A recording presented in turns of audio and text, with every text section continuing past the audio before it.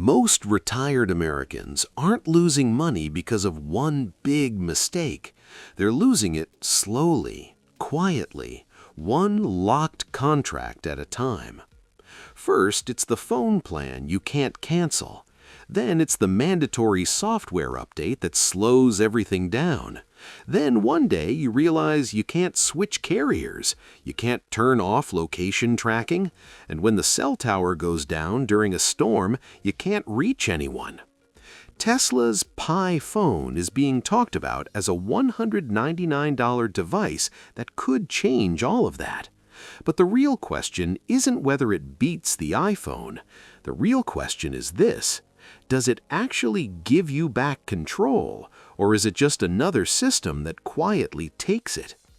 Today, I'm going to break that down based on technical data, real engineering analysis, and straight talk. No hype, no pre-order links. No one here is selling you anything. Before we start, Tesla has not officially confirmed the Pi phone. Everything in this video is based on patent filings, supply chain signals, and what is technically feasible. If anyone asks you to send money or give your social security number for early access, that is a scam. Walk away.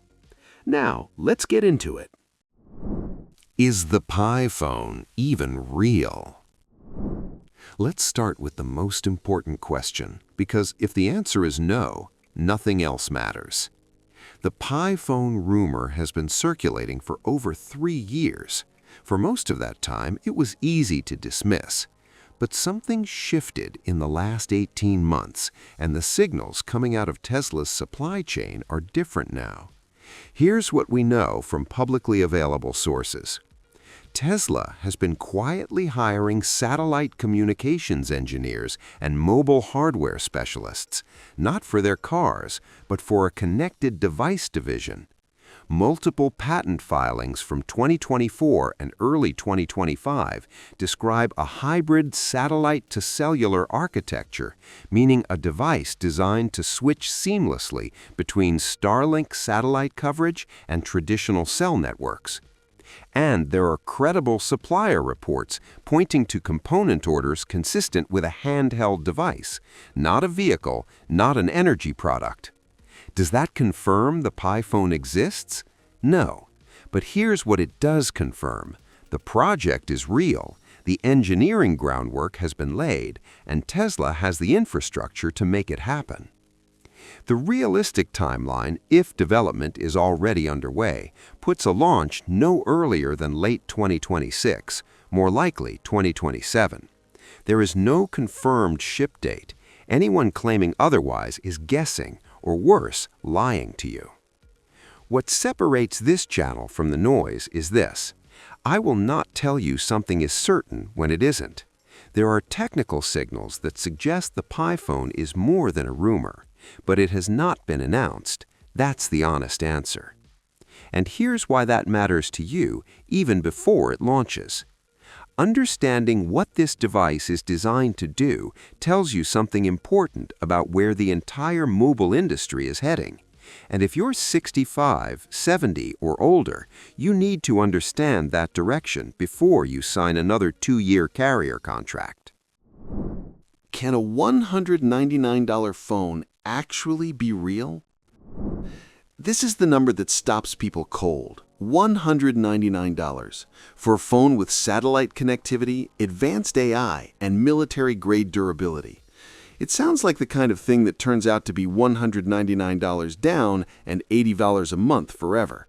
So let's look at this honestly. Tesla has done this before. When they released the Model 3, they priced it aggressively, not because they were losing money, but because they understood something that Apple and Samsung have never had to think about. Tesla makes money when you stay in their ecosystem, not just when you buy the device. Every Tesla car you buy, every Powerwall you install, every Starlink subscription you add, that's revenue that doesn't depend on charging you $1,200 for a phone. So a $199 entry price isn't charity, it's a strategy. Get you in the door, keep you connected to the Tesla world. That said, and this is important, $199 likely refers to the base model. If the Pi phone follows Tesla's vehicle structure, expect something like this: a standard version around $199 with foundational features, a Pro version around $349, and a Pro Max configuration potentially reaching $499 for the full suite of capabilities, including expanded satellite bandwidth and premium AI features. The critical thing to understand about the $199 price is what it may not include. It could come with limited satellite data, enough for calls, texts, and basic navigation, but not unlimited streaming. It may require an add-on plan for full data access. Free for life likely means a basic connectivity tier, not unlimited everything forever. And you know what? That's still a better deal than what you're paying right now. The average American on a fixed retirement income spends between $70 and $100 a month just on phone service. Over 10 years, that's $8,400 to $12,000 gone, not on medicine, not on groceries, not on your grandchildren, just to make calls and check email. Even if the Pi phone comes with a $25 monthly satellite tier, you're looking at savings of $500 to $900 per year compared to a traditional carrier. That adds up fast. What Starlink on a phone actually means. Let's talk about the feature people are most excited about, and the one that's most misunderstood. Starlink Direct-to-Cell is not science fiction. It is already operational. T-Mobile has been testing it. Emergency services in remote states have been using it. The technology works. The question is what it realistically does for you as a daily phone user. Here's the honest breakdown. Starlink on a phone works best outdoors, in open areas, where there's a clear line of sight to the sky. If you live in rural Texas, rural Montana, or anywhere cell tower coverage is unreliable, this is genuinely life-changing. You are in a dead zone during a storm. Your family can't reach you. The cell tower is down, and your Pi phone still connects, still sends your location, still makes a call. That is not a small thing. That is exactly the kind of protection that matters when you're older and living farther from a hospital or a fire station. But inside your house, especially in concrete buildings, high-rise apartments, or homes with metal roofing, satellite signals degrade. This is physics. It has nothing to do with the quality of Tesla's engineering.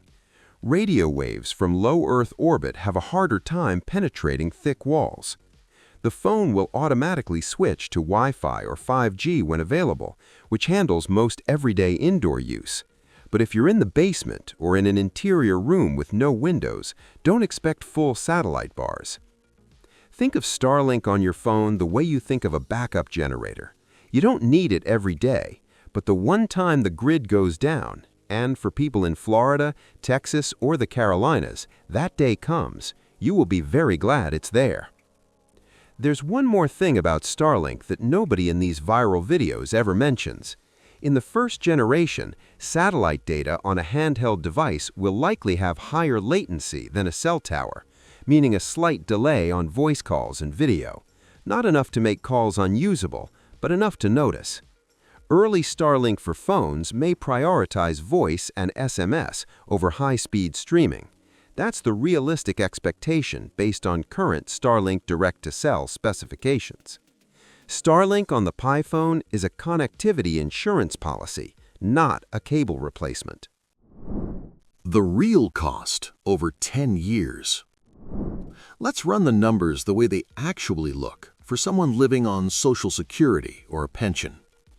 Scenario A, base Pi phone at $199 with a free basic satellite tier included. You use Wi-Fi at home, satellite when you travel or lose signal. Monthly cost, effectively zero beyond the device. 10-year total, approximately $200 to $300, including a battery replacement around year 6.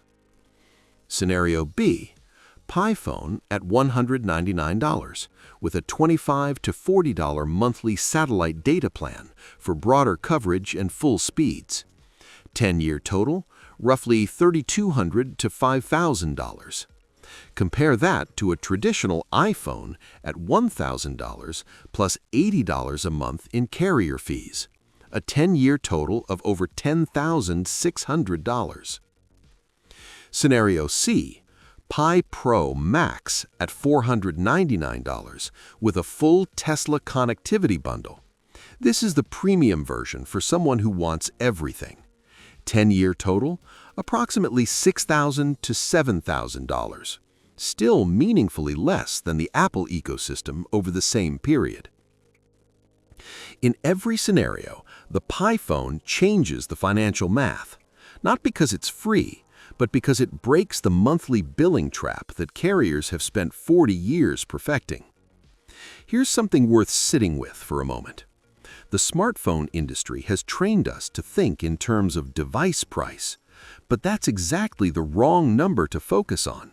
The real cost is the monthly fee that never stops, the upgrade cycle you didn't choose, the battery that dies at 18 months, the insurance deductible that costs you $150 just to fix a cracked screen. Tesla is targeting the total cost of ownership, and for anyone on a fixed income, that distinction is everything. Built to last, the engineering that actually matters. Let's talk about durability, because at 70 years old, the last thing you want is a phone that forces you to upgrade every 2 years. According to patent filings and credible engineering reports, the Pi phone is being designed with titanium-reinforced frame using graphene composite backing, materials borrowed directly from SpaceX's aerospace supply chain. The display, if specifications hold, will use micro-LED technology rather than traditional OLED. This is significant for 2 reasons. Micro-LED consumes dramatically less power, which directly translates to longer battery life per charge, and it maintains full brightness and color accuracy without the screen burn-in that affects OLED displays over time. The battery itself is the most important spec for long-term users, and this is where Tesla's EV expertise becomes a genuine advantage. Tesla has been optimizing battery chemistry and thermal management for over 15 years. The rumored Pi phone battery uses a thermal buffer system, the same principle Tesla applies to vehicle battery packs, that keeps the cell from overheating during charging. Heat is the #1 killer of phone batteries. By managing thermal output during charge cycles, Tesla is reportedly targeting a battery that maintains above 85% capacity for 5 to 7 years of daily use. That's 2 to 3 times better than what iPhone or Samsung currently delivers. What does that mean in plain terms? You buy this phone and you don't have to think about replacing it until you're well into the next decade. At age 70, the question isn't which phone has the best camera. The question is, which phone do I not have to worry about? That's psychological relief, not having to track a 2-year upgrade cycle, not having to wonder when the battery is going to start dying, is worth more than any spec on a comparison chart. Privacy and security, what's real and what isn't. This section matters more than almost anything else for the 65-plus demographic because the threat is not theoretical. According to the FBI, Americans over 60 lost $1.7 billion to fraud in 2024. Scam calls, impersonation texts, fake Medicare portals, the attacks are getting more sophisticated every year. Your current phone, whether it's an iPhone or an Android, was not designed primarily to protect you from these threats. It was designed to sell you apps and subscriptions. The Pi phone, based on Tesla's stated design philosophy and patent filings, is being built around on-device AI processing. That means your call history, your messages, your location data, processed locally on the chip inside the phone, not uploaded to a corporate server and sold to the highest bidding advertiser. Tesla doesn't make money from your data. They make money from cars, energy systems, and subscriptions. That business model removes the core conflict of interest that drives the tracking economy at Apple and Google. Specific features rumored and technically plausible include a hardware microphone disconnect switch, a physical circuit break that makes it impossible for any app to access your microphone when toggled off, not a software toggle, a physical copper break in the circuit. On-device AI that analyzes incoming calls in real time, cross-referencing known scam patterns before your phone rings, and dual-band signal isolation that reduces passive location tracking to near zero. But let me be direct with you. No system is completely unhackable. No phone provides absolute privacy. If Tesla stores any data in the cloud, even optionally, that data carries risk. The right framing is not the Pi phone is impenetrable. The right framing is it is designed with your protection as the primary goal, not your data as the product. That is a real and meaningful difference. Switching from iPhone, the honest cost. A lot of people asking about the Pi phone are currently on iPhone. And the question they're not asking, but should be, is what does it actually cost to switch? The visible cost is zero. If the Pi phone launches with a one-click migration tool, which Tesla has indicated in engineering documents, your contacts, photos, and messages transfer automatically. Your phone number transfers in minutes via eSIM. You don't lose your history. The invisible costs are harder. If your entire family uses iMessage and FaceTime, you become the green bubble. Group chats may behave differently. AirDrop disappears. These are real inconveniences, not marketing spin. For some people, that social friction is a deal breaker. App compatibility is the other major question.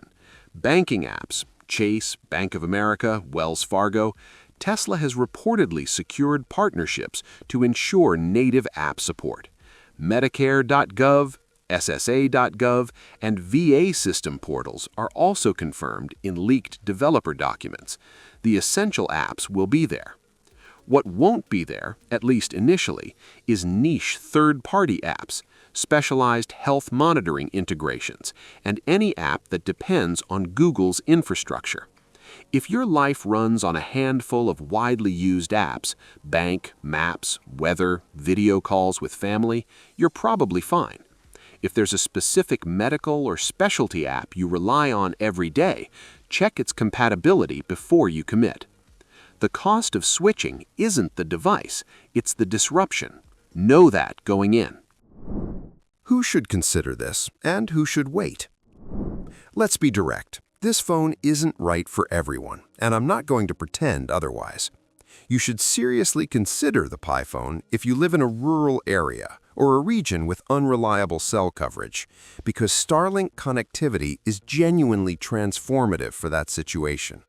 If you've lived through a major storm, a power outage, or a natural disaster and felt the specific fear of not being able to reach your family, this phone was designed for that exact moment. If you're tired of the monthly billing treadmill and want to own a device rather than rent access to one, the math strongly favors waiting.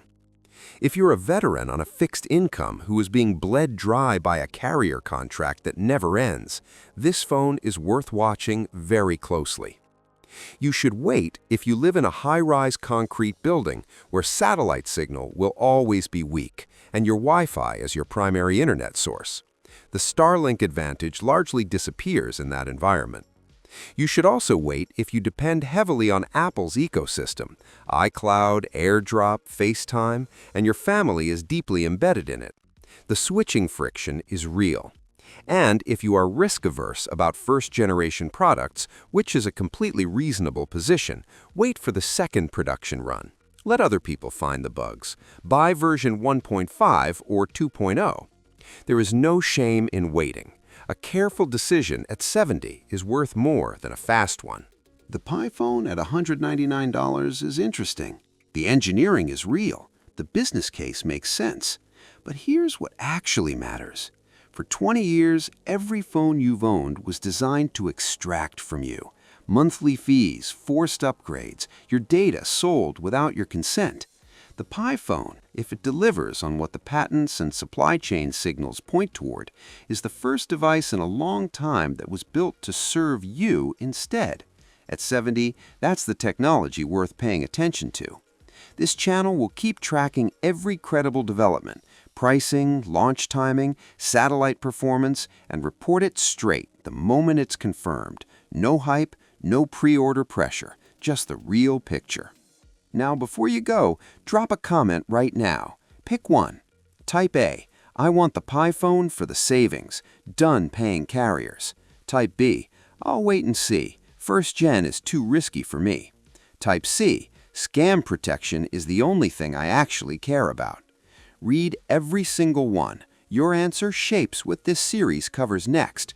If this video gave you a clearer picture, hit like. It takes 1 second and helps this channel reach more people who need honest analysis, not hype. Not subscribed yet? Hit that button now and turn on the bell, because next in this series, we go deep on the Tesla Model 2, the rumored autonomous vehicle that could give you back the freedom to go wherever you want, whenever you want, without asking anyone for a ride. If independence behind the wheel matters to you, you do not want to miss that one. Stay sharp, stay skeptical. See you in the next one.